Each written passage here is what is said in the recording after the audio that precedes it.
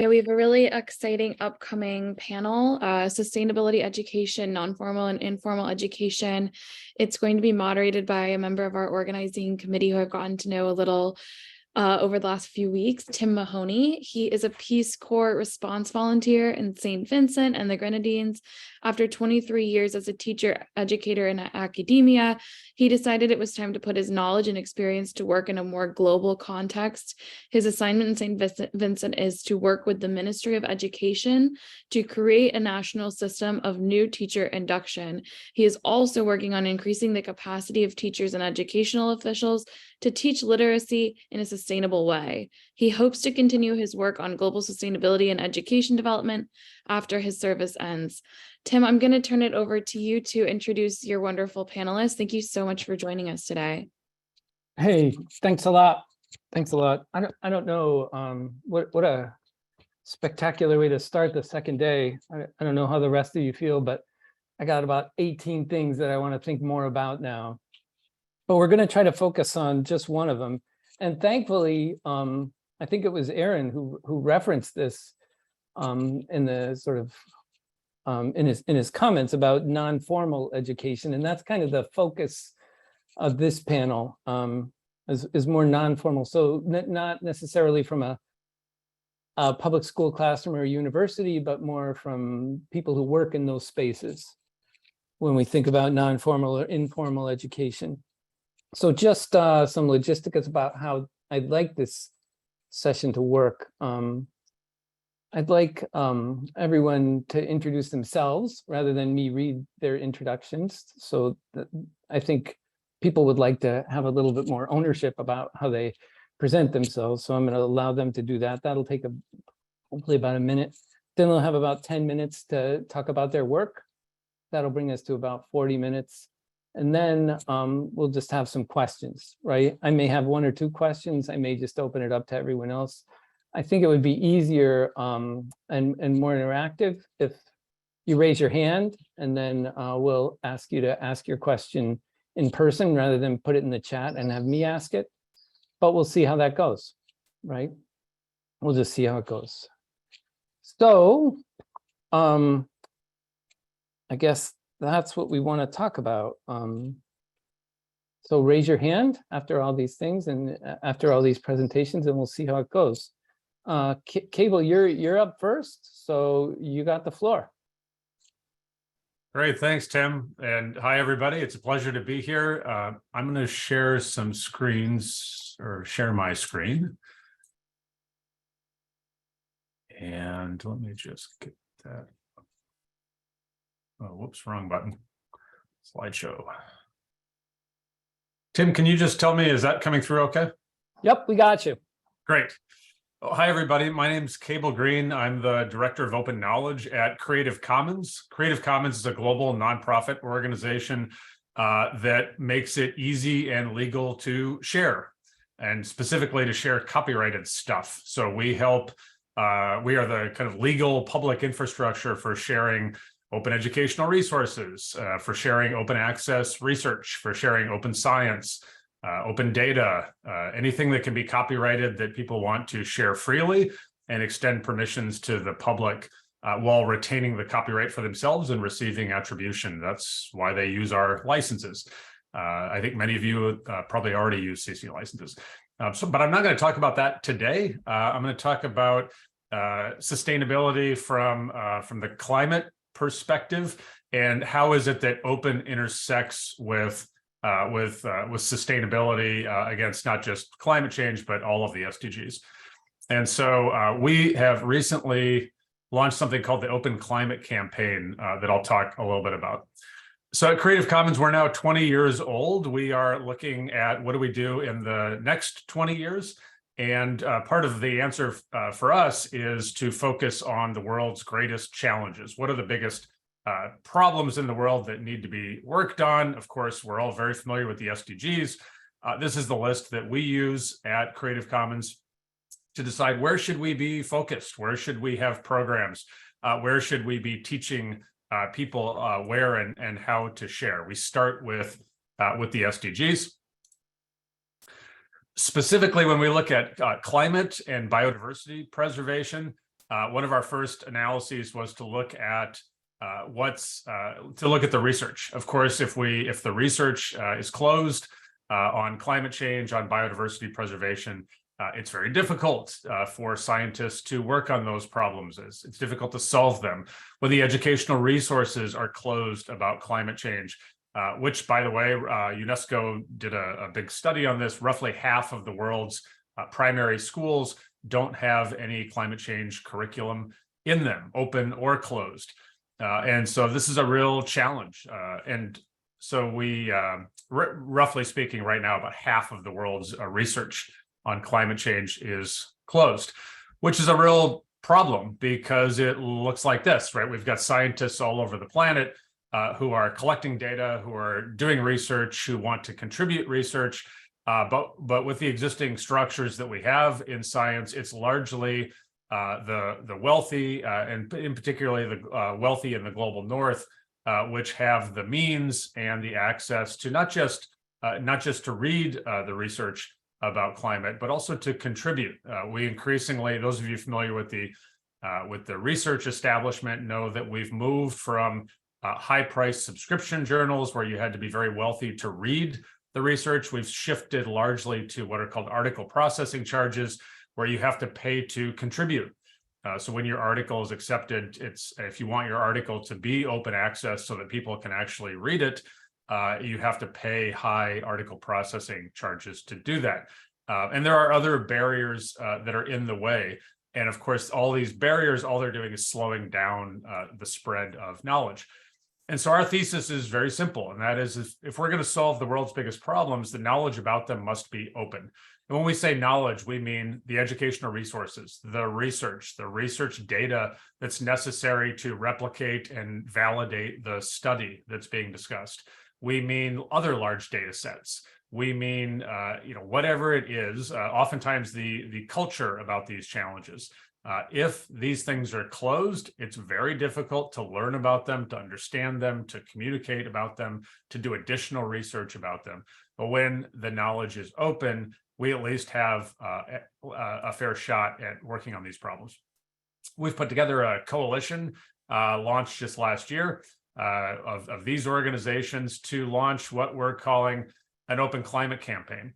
And so the main focus of this 4-year campaign is to promote open access to research, to accelerate progress towards solving climate and preserving biodiversity. We also will be working on opening up educational resources and other forms of knowledge. We just are launching now a new part of this project to open up the largest climate data sets, and not just legally open them, but to look at what better sharing looks like across multiple variables, including format and ease of download and the ability to federate your search across multiple climate data sets.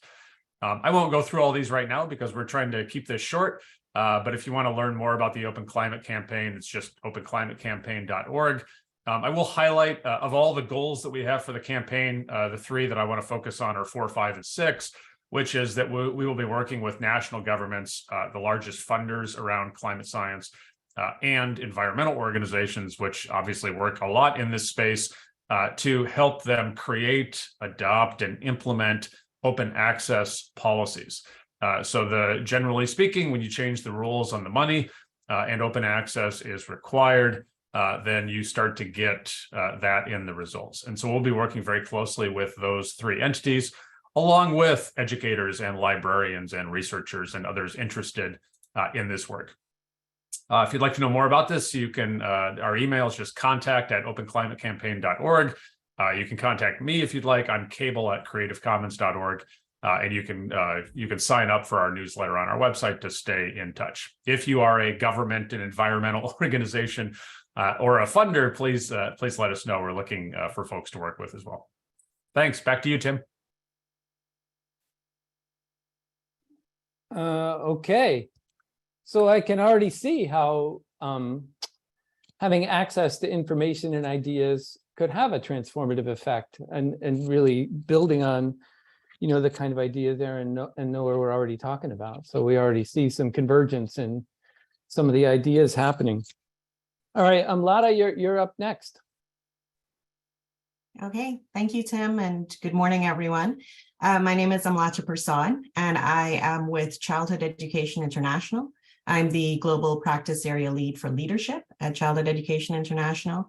And today I want to talk to you about another transformative approach to transforming education. We heard a lot about that this morning, and that approach is called education diplomacy. I want to tell you what it's about. I have some slides. It never works well for me when I try to share slides, but I will try once more. If it does not, I will simply talk to you about it. So just 1 second.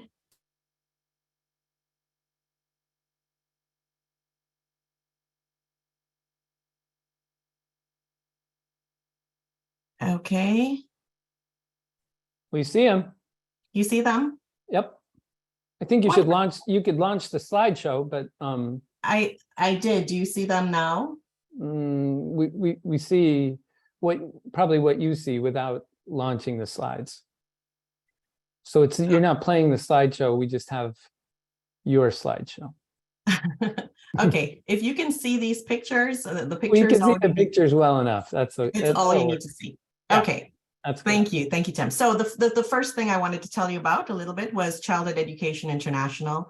And our mission is really and it's written there, to develop and amplify innovative solutions to education challenges that affirm children's learning and development as the pathway to sustainable futures for all. So emphasis on the innovative. I think that's where we all are right now. We all want to think of new, innovative, creative ways of supporting young children and supporting education at large. I want to talk to you about education diplomacy, and to start that, this picture here, which basically the starting premise is one that is clear in this conference we're having here, that interconnected challenges at the global level and the local level, and we see that most clearly in climate change and environmental issues. If our challenges are interconnected, then we require interconnected solutions, right? That much is clear. Then having that in mind about the need for interconnection, looking at the global goals and the way we have organized ourselves, education is embedded into the SDG agenda. It's one of these colorful little segments here, right? But as we were saying in the keynote, and as we all know, increasingly we understand that education is really central to development. And, it's not a matter of bias, but education really should be in the center here. Earlier, Erin was talking about how transforming education is growing legs and roots. And I think that's true. We've really come to understand that education is not just part of development, it is absolutely central to all of our approaches in doing so. And I feel like there's increasing recognition of that, and it's a good thing. So if we understand that education is related to everything else, and we're all trying to come together, then, I think that one of the key tasks we have is the need to build bridges to those other sectors, to the other stakeholders, to everyone who is working in development. We need to work collaboratively, and we need to reach across boundaries that currently exist. And we are doing that in many ways, and we're trying to build bridges here. And what I think and hope is conveyed by the picture of how we're building bridges with others is that it's not always easy to do that, and I think that more attention needs to be placed on the mechanics of how we build these bridges. What works, what doesn't work, what can we do better? Because as we ourselves are in one individual little part of our work, and we're all coming from various vantage points and organizations and interventions, and we're all thinking about how do we connect with others? What are those spaces in which we can learn together and grow together and act together? And sometimes if you're thinking about it, you're sort of standing there thinking, how do I fit in to this bigger picture? How do I fit into a challenge that is so interconnected and complex and difficult?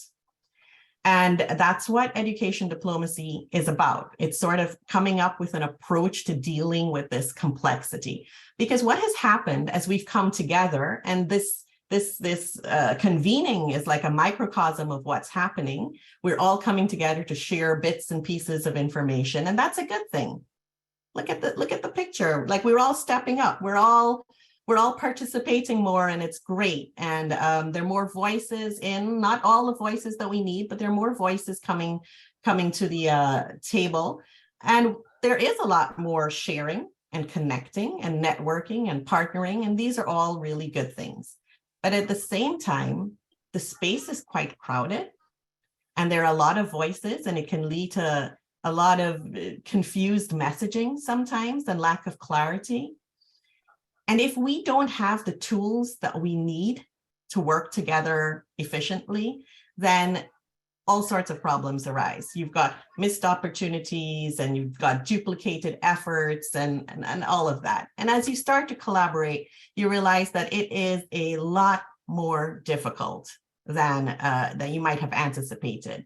And what we wind up with, as we've seen from our perspective at Childhood Education International, is that we may all be sitting at the same table, holding very different markers, and maybe speaking past each other, drawing past each other, coloring past each other. Are we coloring together? So how do we put these pieces together? How do we have a more cohesive approach to working together?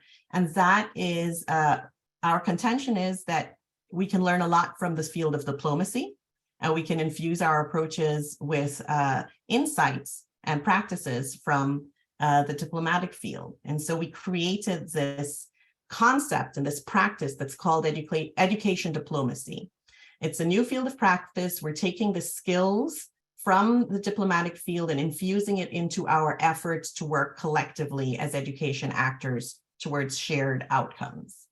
Now, to make that more concrete, so education diplomacy is not just floating up here as a concept, we're asking ourselves, well, what skills do we actually need to be an education diplomat, to build those bridges with others? What are the tangible, concrete skills that we all need to hold as individuals to work with each other? So we spent a bit of time on this, and we came up with this model, which I think is very effective. We call it the 6C model. It's shaped in a nice C there. If you read it from the top right, our contention is, in this model, you're always starting with communication and finding common ground. You really need to have a shared vision for what you want to accomplish together, which itself is a difficult thing to do when we're all coming with different agendas.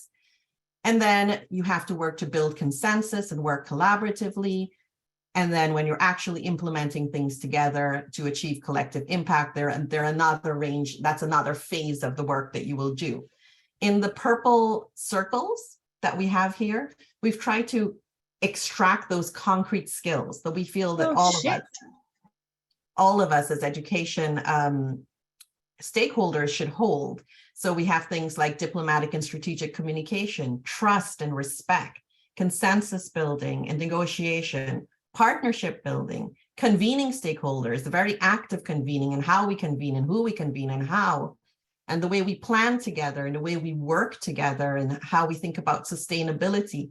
Those are some of the really key skills that I think we should all examine within ourselves and seek to build so that we can work more effectively together. That's our model of education diplomacy. Associated with this model, we've developed a course that can be that you can take online to build those skills. Just a sort of peek at the course. It's organized around those skills because we wanted it to be a really useful approach.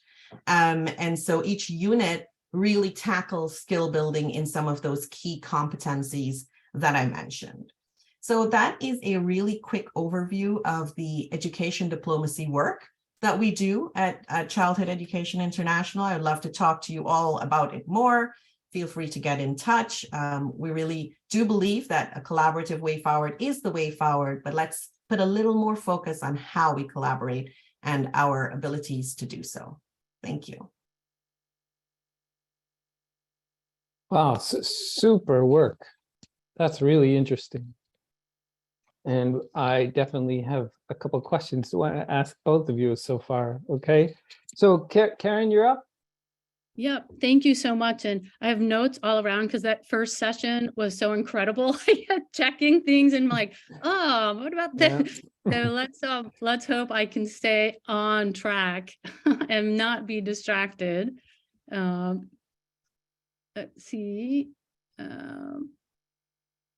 All righty, can you all see this? Yep. Okay. So good afternoon for me, but good morning, everyone. My name is Karen Robinson. I'm the Program Director for Human Rights Education, the Speak Truth to Power program at Robert F. Kennedy Human Rights. Robert F. Kennedy Human Rights does a number of different programming, including government accountability, workplace dignity, business responsibility, social business responsibility. My area is human rights education. So I want to share a bit of our work. While our primary focus is formal education, human rights education pedagogy and what I'll share with you today in this presentation can certainly be used in both the formal and informal setting. We, in our models, work really hard to think about the school and community partnership. So where there are shared learning opportunities and where learning can happen both in the school and outside of the school. So we'll get into that in just a little bit. But Karen, I'm sorry to interrupt. We lost your screen. So all we see is loading. We saw it for a second there, but now it's gone. okay, because I see mine. So you don't see anything? We see loading. Let me try again. Oh, no. I know that I shared it also with, maybe it's not going to work here. Since you started sharing. If it doesn't work, I can share it from my end, but please do let me know because we can't double share the screen.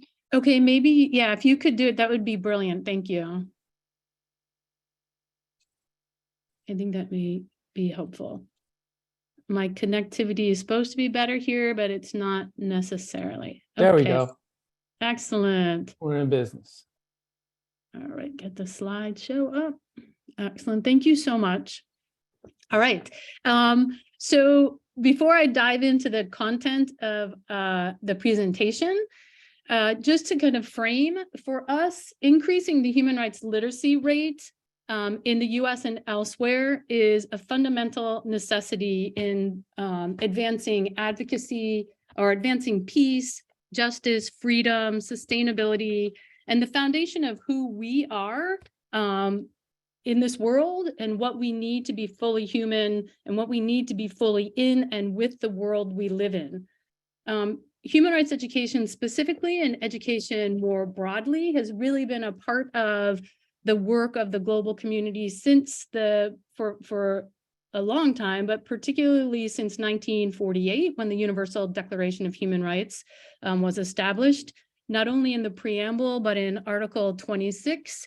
You know, it talks about education shall be directed to the full development of the human personality. And then in 1995 to 2004, the World Program for Human Rights Education really dove into building stronger programs and capacity for human rights education at all levels. Then it moved, the lessons learned from the decade moved us to the World Program for Human Rights Education, and then to the Declaration on Human Rights Education and Training. And most recently in 2015, of course, the 2030 Agenda for Sustainable Development. And as Dr. Bond mentioned in our session yesterday, particularly Goal 4, Target 7, which talks about ensuring that all learners acquire the knowledge and skill needed to promote sustainable development, including, among others, through education of sustainable development, so on and so forth. So the slide just changed. So for us at RFK Human Rights, the key thing is that throughout all of this time, you know, the messaging is about how do we acquire knowledge, how do we acquire skills, and how do we promote advocacy?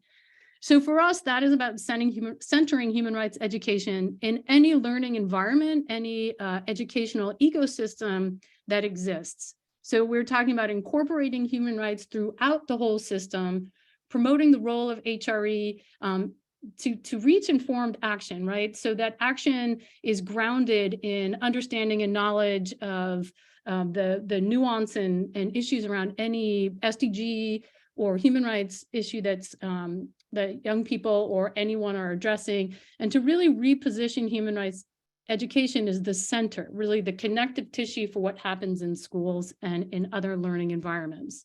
Next slide, please. So what is human rights education? I think a lot of us often understand that first piece, that human rights education is education about human rights, but it's definitely more, it's deeper than that. It's also education through human rights and education for human rights. Now, if we were doing this in person or we had more time, I'd ask you what those each mean to you. What does that look like in your learning ecosystem? But for our time, if you could please move to the next slide. And this one's pretty straightforward, right? So education about human rights is really about providing that knowledge, right? What do we know about human rights principles, the history, the law? How do we understand these violations in context to our world, to our personal experiences? Who are the people and the agencies and the mechanisms responsible for helping address these violations? Really understanding the full scope and spectrum of human rights, understanding that, the other session talked about connectivity, right? That human rights are not just economic, social, cultural, civil, political, that these are all connected and they fully, when realized, are what we need to be in the world. So education about human rights is about this content. Next session. Slide, education through human rights really focuses on what happens in the learning environment, right? Using participatory and inclusive methodologies. Is what we're doing really learner-centered, right? Are we ensuring that we're modeling those behaviors, that the space is one in which everyone is open and vulnerable to learning and to expanding and to growing in our understanding of the issue, the topic, but that space is one that is very learner-centered. For us, this is where social emotional learning and really addressing those core competencies come into the context of our work. Next slide, please. And then finally, education for human rights, right? It gives people a sense of responsibility for respecting and defending human rights and empowers them through the skills and knowledge to take appropriate action. This for us has become really key, right? Because so often we have not only young people, but plenty who will do performative actions, right? Take a quick little thing on their phone and like, I did it, right? I'm stopping climate problems because I just did something on Instagram. We want to move them beyond that, right? And that is a lot of that will really come down to kind of this informed action and really promoting and defending human rights and understanding the intersectionality of all of this and recognize the importance of diverse opinions and viewpoints and how we bring that all collectively to change these systems and structures that have been oppressive for too long. Next slide, please. So in doing this in the formal education setting, although if you look through this, you can see where these ideas, these principles, this integration strategy can be applied in any learning setting. The first is to ensure that the environment where human rights, that's an environment where human rights are practiced and lived on a daily basis in the whole school. It's not just about the cognitive learning, right? The knowledge that we're acquiring, but how do we develop socially, emotionally, and morally with one another in our school? That the curriculum and what's being covered is holistic, rights-based. Next slide, please. Being aware of time. Really understanding the multiple layers of centering human rights education with, again, any ecosystem. For us, a really key important part of this, and I know one of my colleagues is on here, so hopefully you'll get to meet her at some point, but is professional development and how we work with teachers and educators, again, regardless of the setting, to ensure that they are really prepared, both in and pre-service education and training, working with schools of education, but really investing in educators so that not only are they comfortable with the education about human rights, but probably as importantly, the through human rights piece of it, really understanding for any of this to be sustainable, that we need to have at all levels, right? So we need policy, we need budgets, we need ministries of ed or boards of ed to really understand this and commit to this. And really being cognizant of where you're working. Is it top down or bottom up, or how do we find that good mix of both? And whether that's a school or the YMCA or any group we're working with, but recognizing that for this to be sustainable, it needs to really hit at multiple levels. Next slide, please. And so why should we use or care about human rights education? For us, as we engage in this work, we really see that human rights education can hit and does hit and relate to citizen education, peace education, global education, social emotional learning. If we really care about our students and our learners, we care about how they are oppressed in society, then we can't be complicit in contributing to those abuses. We need to advance this work. Often people will say, well, isn't this political? And I mean, education is not neutral, as Paulo Freire taught us, right? So any education is about change. I think the question always is, what is the direction that we want that change to go? One of the quotes we often use in our trainings is the fact that, or a quote about the architects of the Holocaust, right? Many of them had PhDs. So knowledge and acquiring knowledge in and of itself isn't enough. And I think all of the people on this call are here because we want to understand how we can better transform education, transforming education. How do we ensure that the work we're doing is focused on bending the arc of justice toward a sustainable environment, a sustainable climate, and justice and peace and freedom for all people. Next slide, please. We got about a minute left, Karen, okay? Okay, so let's go to the last slide, please. Sorry. Next. Okay, so I just wanted to share briefly how we really envision this. And while, again, this is more formal, education oriented, it certainly can apply to other settings. So we really think about how does human rights about, through, and for hit key stakeholders in any learning ecosystem: the learner, the educator, the school climate, the learning environment climate, and also how does the community come together in all of this to create kind of this whole school. So I'll leave it right there. Sorry, I ran over. That's okay. Thanks a lot. So again, I'm seeing all these threads that are connecting everyone. This is fascinating stuff going on. Thanks for sharing, Karen. All right, so Toland, you're bringing it home. All right, thank you, everybody. I will share my slides in a second. My name is Toland Kister. I am an environmental educator working for Hudson River Park. Let me just share my screen real quick. All right, is everybody able to see my slides? Excellent. Oh, hold on, let me just move some stuff on my screen really quick. Awesome. So as I said, my name is Toland Kister. I work for Hudson River Park, which is located on Manhattan in New York City. We're on the lower west side of Manhattan. Our park is about next slide. Our park is about 4.5 miles long, and we are a waterfront park. We include 150 acres of land and piers that are publicly accessible for recreation, play, and our park also includes 400 other acres that are not clearly shown on this map because they're actually all of the water that extends to the end of the park's piers. This is a 400-acre estuarine sanctuary. An estuary is the meeting point between rivers and oceans. They're incredibly productive, interesting, cool environments, and it's the kind of environment that we have in our waters in New York City. We have 87 species of fish, many other species of marine invertebrates and other organisms. We often get marine mammal visitors, and we of course have other species above the surface of the water in our park too. In addition, we have millions of annual visitors, and all of the people and organisms I just mentioned rely on accessible, healthy waterways. So one of the park's jobs is to help protect that resource. This slide we won't dwell on too much. It is basically an introduction to why our park wants to work with plastics and specifically plastic reduction. A lot of these facts are scary. They mention the scale of plastic pollution and some of the origin points of plastic pollution. But one fact that I want to highlight here is how much of oceanic plastic results from land-based activities and purposes. Approximately 80% of that plastic is coming from stuff that we are doing on land, things that we're buying and using on land, and then of course discarding.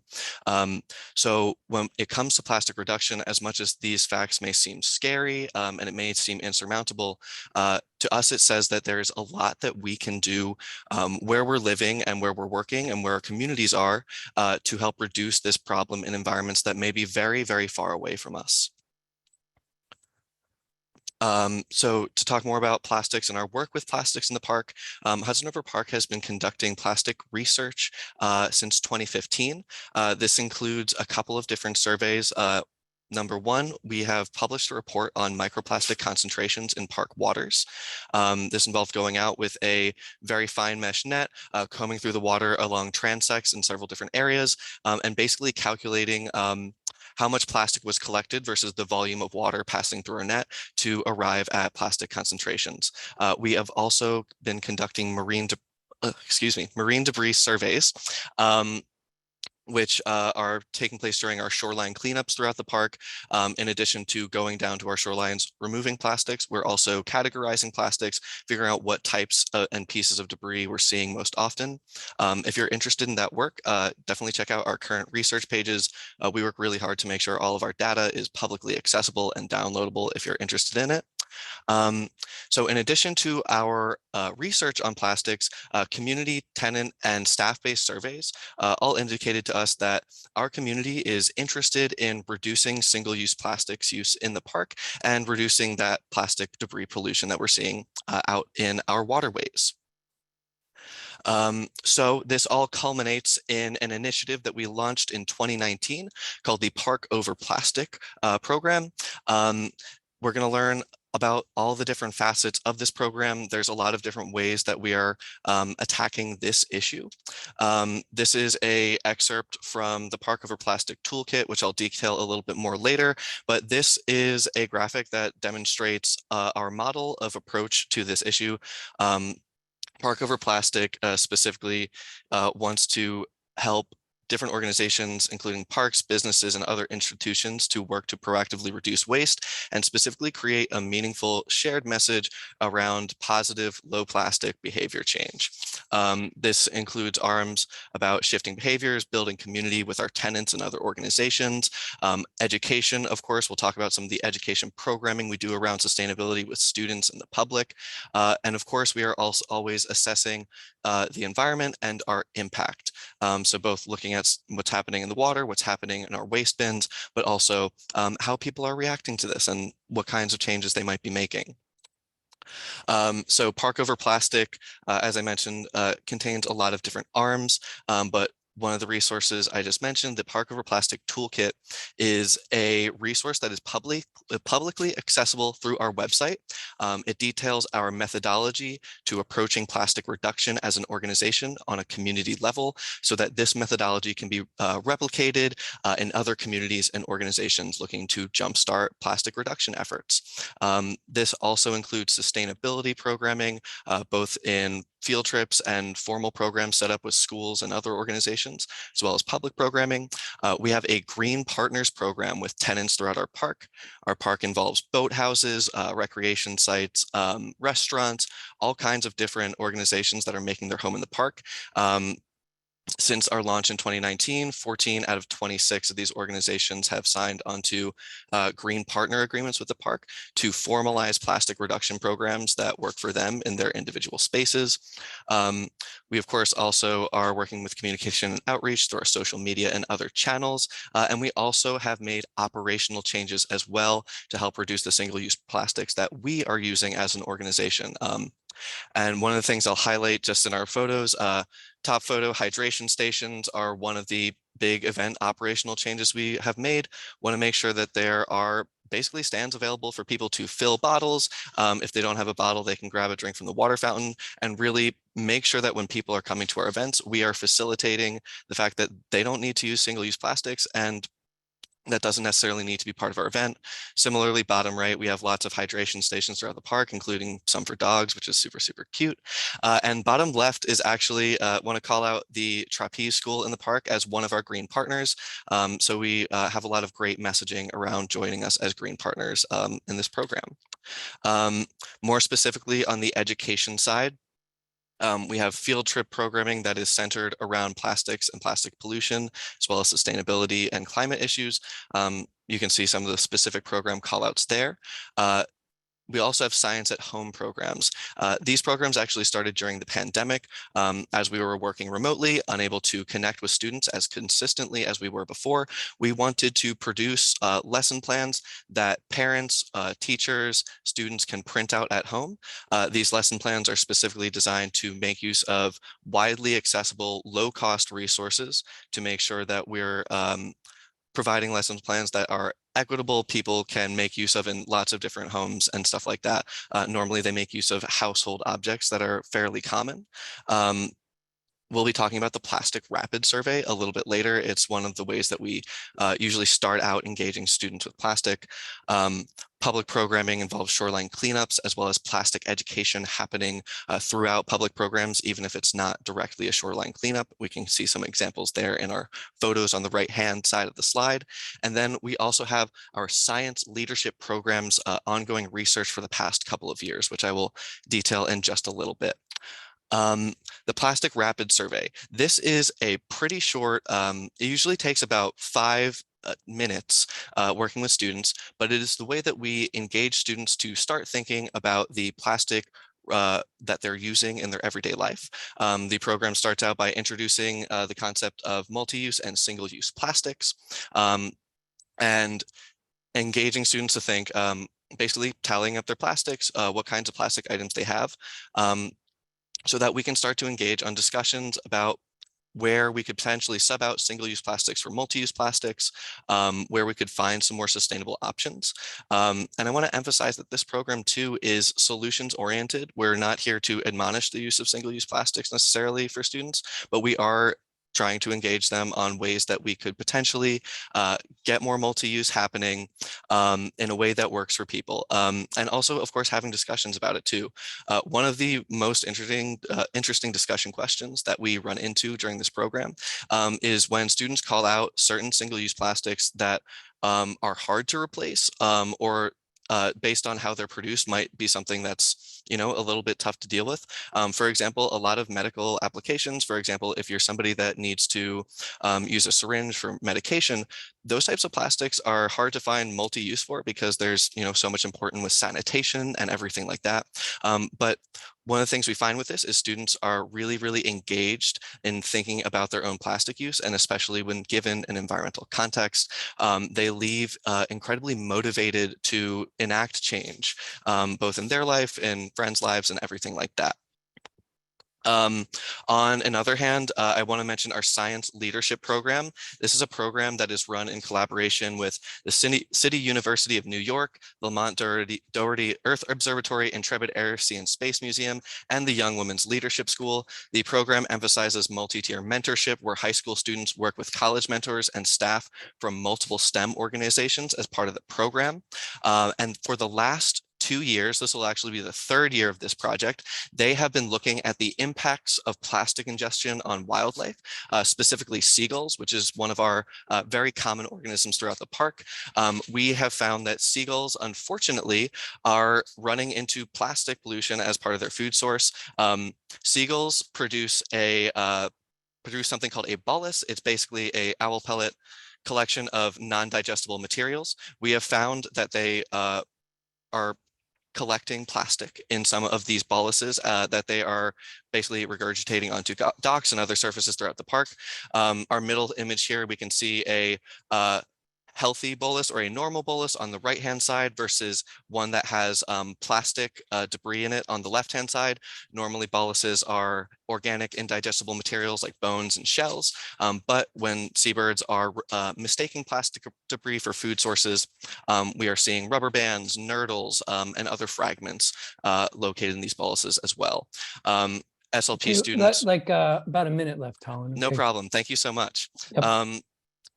And I wanted to call out that our SLP students produce excellent research and posters and presentations on this, and they are really driving how we're gaining knowledge about this specific impact of plastics in our water. Lastly, I will share out this presentation or otherwise share out our resources All of the things that I mentioned previously in our presentation can be found freely accessible for download on our website, including our data from plastic research, science at home lessons. You can find information on our field trip programs, our Park River Plastic Toolkit, and lots of other information about the park. And lastly, if you want more information, website is hudsonriverpark.org. Email us any questions at education@hrpt.ny.gov, and you can find us on social media under the handle @HudsonRiverPark. So thank you all so much, and thanks for letting me be part of this panel today. This has been great. All right, super work. So, I mean, I didn't know what was going to happen today, but what a brilliant illustration of the SDGs, because 4 people from pretty divergent areas really have funneled into this one idea where transformation depends on a multi-perspective kind of convergence on how we can communicate with other people. So here's one question that I had that really connects all 4 of these presentations. And then please, if you have something to ask, we have enough time for a few questions, but raise your hand. I'd rather hear from you than try to sort through a couple hundred chat messages and figure out which ones to ask. But here's the question. So transformation probably depends at least somewhat on a shared sense of information, right? And Creative Commons is really oriented toward making sure people have access to that information. But as Amlata said, those spaces can be crowded, right? And those can have mixed messages, especially when we're talking about things like human rights or plastic. So how do you, Cable first, but how do you see open source ideas as being able to filter through some of the nonsense and some of the stuff that's important, so that we can build a sort of collective understanding of what our obligations are to each other, to society, to the natural world, so these efforts at transformation can kind of stick, right? So what do you think about that, Cable? Yeah, it's a good question. I think there's multiple layers to how open is important to this broader conversation. So at the most basic layer, if something is closed, you don't have the legal rights to access it or adapt it, then you're fundamentally locked out. So knowledge that's closed is fundamentally unequitable. It's not socially just. We're talking about human rights. Article, I forget what article it is, but there, one of the human rights is a right to an education. We have rights to access science. Like if we don't have those basic access rights, and that is in the law, and then we can't participate. And if you can't participate, you by definition are ruled out of the conversation and your voice is not heard. So that's like a fundamental layer. So our work in that space is to make sure that things are open, and we do that by changing policy. So if you take our money, what you produce is open. We do that with governments, funders, and other entities. So that's one layer. Another reason that open is really important is the affordances that come and the rights that come with openly licensed works. So for example, I was listening to the previous session, and they were talking about how one solution doesn't fit all, that you have to look at the local needs, you have to look at regional needs, you have to look at language, you have to look at what examples are most appropriate. And what open enables is actually the legal rights to adapt and to make changes and to translate. All these things are restricted by copyright law. If something is all rights reserved copyright, I can't translate it into my local language. I can't take the examples that I live in the Northwest. I can't take the examples of bears, pine trees, et cetera, out of my biology lessons and put in Amazonian rainforest examples if I live in Brazil. And so the ability to adapt, and that comes with the important change in practices. So when I went to school, you kind of sat in rows and you listened and you took tests and you kind of spit back the knowledge. Now with open educational resources and with open research, we can actually invite in educators, librarians, and yes, students who are learning this information to become co-creators of knowledge, which is a really important thing. So my doctorate's in education psychology. The field boils down to essentially people learn better when you engage them in authentic tasks that are real, and where they have a stake in it, if they believe it's meaningful to their lives. And so when we're talking about the SDGs, I think it's relatively easy to engage students and say, climate change matters, and it's going to affect your life. And by the way, clean water matters, and so does education and gender equality, et cetera. Students get that. And because those are real things in their communities and with their families, they care. And when they care about what they're learning, they learn more deeply, they're more engaged. They're, to the extent that part of education is about becoming good citizens and people of good character who are going to care for each other and for the planet. If they're engaged in learning, that matters a lot. And when things are open, when the content they're working with is open, when the research they're working with is open, they can actually be part of that. So just a very quick example, and then I'll stop. It's quite common now that when a teacher moves her or his or their course to open educational resources, they will actually give assignments to their students saying things like, you're learning chemistry. Chapter 2 is now out of date in our openly licensed textbook because this new research in these open access journals just came out. Your assignment is to go read this research and then actually write and update a new chapter 2. And now the students are getting resume hits. They're actually becoming publishers as they're learning, and they're doing something that matters, right? Their colleagues are benefiting from them improving and updating knowledge, and the cohorts of students that come behind them also benefit. That's a much more engaging space. And if we want people to become actors and not just do something on their phone saying, oh, I did something for climate change because I liked this Instagram post, we need to, the foundations of our knowledge need to be open so that people can fully participate. That's great. Thanks, Cable.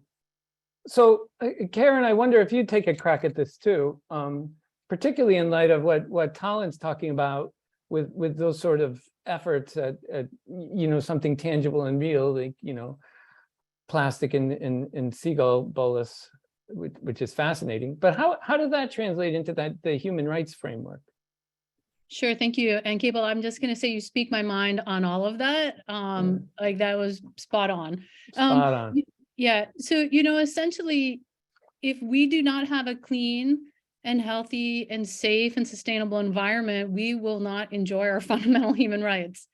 Full stop, right? We will not have an adequate standard of living. We will not have our health. We won't have it. And whether that's plastic in our water, mountaintop removal,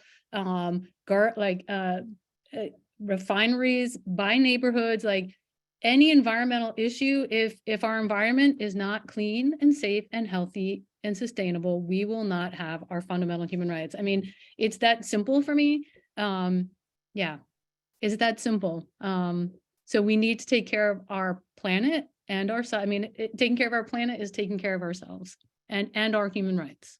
Yeah. So Amlata, you're not off the hook, but Toland, I wonder, because I do want to ask you a question too. But Toland, do you use sort of a framework of human rights when you're talking about your work? Absolutely. Yeah. I think how does that look? Yeah. So one of the big things is that we basically agree with what's kind of been mentioned before, that humans have the right to a safe, healthy environment. They also, when we talk about the environment, like we also think about things like aesthetics and like how you're going out there. Like if you're next to a waterway, but the waterway is full of combined sewer overflow, or the waterway is full of plastic debris and things like that, that is, essentially not only not meeting the need of having green space, of having access to a waterway, it's also something that could potentially be deteriorating the environment that you're actually living in as well. Right. I will also add, for education programs, we operate on a model where we waive fees for quite a lot of our students. All Title I schools have fees waived, and we have a policy not to turn away students and programming based on any inability to pay. So that's something that we are really conscientious of, especially in New York City. As big as this city is, the distribution of resources, particularly education resources, is unfortunately not uniform across schools and organizations. So at Hudson, Hudson River Park, we do our best to make sure that the resources that we produce, the field trips that we're running, are accessible to everybody. And another part of that too is, I think one of the big motivators behind Park Over Plastic, as Cable was mentioning before, when resources are contained, when they're not publicly accessible, they're not something that can be acted on by other people, whether it's science or whether it's, methodology. So we have made sure that so much of the work we do is just a click and a download away if it's something you're interested in, if it's something you're interested in running. You can kind of see an example of that through the Park Over Plastic page, that we have. Like all the resources that we have put together is something that you can download, like signage, the actual methodology, education programming, all that kind of stuff is represented there. So yeah, that open access and the idea that we are making sure that there is not a barrier to entry for the work that we're doing is incredibly important in all the work that we're doing. Yeah, that's great. Okay, so Amlata, you gotta help us understand this last idea. And no one's raising their hands, so I'm just going to monopolize the questions. Just speculate, if you will, for a moment about how educational diplomacy and this 6C model, which is brilliant, that is really cool, kind of synthesis of a lot of different ideas. How does that help us prevail in arguments, conversations, discourses where the sort of opponents or the blockages to transformation are getting in the way of the progress that we're trying to make? So how do you see your work contributing to our success collectively in prevailing about the SDGs, more universally? Thanks, Tim.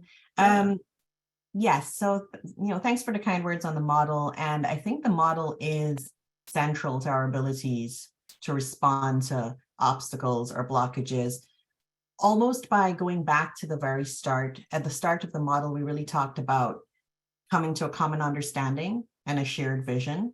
And I just really wanted to, really bring a lot of attention to that, because I think in a lot of spaces, we move forward without an understanding of how collectively we are all what we are bound by. And if we don't understand that at the beginning, and if we don't have that shared aspirational value, the cracks start to appear as you advance in a process. And people usually don't take the time or don't have the time to really think about how trust and relationships are the bedrock of collaborative action. So I would point to that as one key element. I would point to dialogue as another one. I think many parts of our model really urge you to step back as a practitioner, step back as a scholar, and really position yourself and understand the landscape and how you can approach things a little more thoughtfully.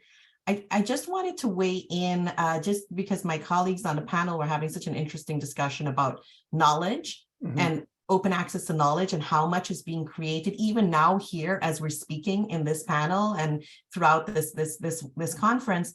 And I think I read somewhere that the ability to navigate all of the knowledge, the ability to sort through knowledge and to extract that is going to become one of the most important competencies we hold.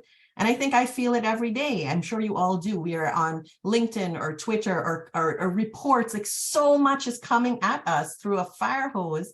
How do we then sort through it? How do we navigate it? And I think this is an important question that I'd like to think about more in the context of my own model for education diplomacy, but to start thinking more about what are the markers of good knowledge? What are the standards that we're looking for?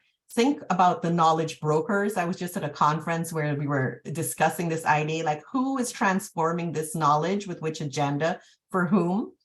And to be a lot more critical about that ourselves as we consume this knowledge. So I went on a tangent off of your question, but I just find that really fascinating for us to keep in mind as in these spaces. Yeah, that's great. That's interesting. Well, I think we're out of time. So Radhika is going to take over in a second, but let me just say this. I think the sign of at least for me, the sign of a good panel is that I'm really bummed out that I don't have a couple more hours to sit around and talk to you, because each one of you, I could spend a lot of time just sitting around a table having a chat about all these interesting things going on. Okay, so thanks very much. That was really, really good and a nice follow-up to the morning keynote. Okay, thanks for everyone for listening.